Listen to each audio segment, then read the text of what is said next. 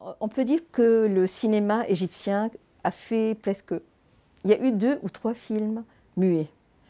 Après, en 1931, il y a eu un premier film qui s'appelle Unshoudat al-Fouad, la chanson du cœur, avec une chanteuse qui s'appelle Nadra. Ce film est considéré comme le premier film parlant et chantant, mais il n'a pas été un succès. Donc le vrai succès qui a lancé le cinéma égyptien en général, c'est La Rose Blanche. La Rose Blanche, c'est avec Mohamed Karim comme réalisateur et Mohamed Abdelwahab, la star de la chanson de l'époque. Et Mohamed Abdelwahab est donc dans La Rose Blanche est le jeune premier de cette époque. Et ce film a été un succès phénoménal et il a permis le lancement du cinéma en général, pas seulement donc dans le pays. Donc c'était aussi une époque où le disque commençait, la radio commençait. Il y a un ensemble de technologies. Il y a des périodes comme ça où aujourd'hui on est à l'âge du numérique.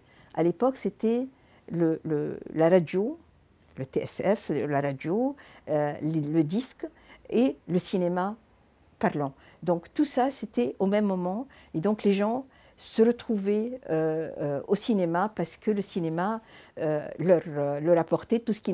Tout le monde n'avait pas la radio à l'époque, mais tout le monde pouvait aller voir un film au cinéma parce qu'il allait voir sa star préférée, Mohamed Abdelwahab, et il allait assister à un spectacle.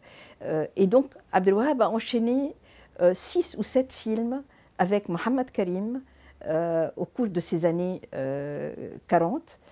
Et Kalsoum, la star de la chanson, s'est mise aussi au cinéma dans le film Widad, son premier film.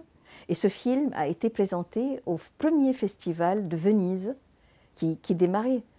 Donc l'Égypte était connectée un peu à ce qui se faisait dans le monde à l'époque. Donc après, Kalsoum aussi, la star de la chanson Kawkab al-Sharq, la star de l'Orient, et a fait 5, 6 ou 7 films. Son dernier, c'est Fatma.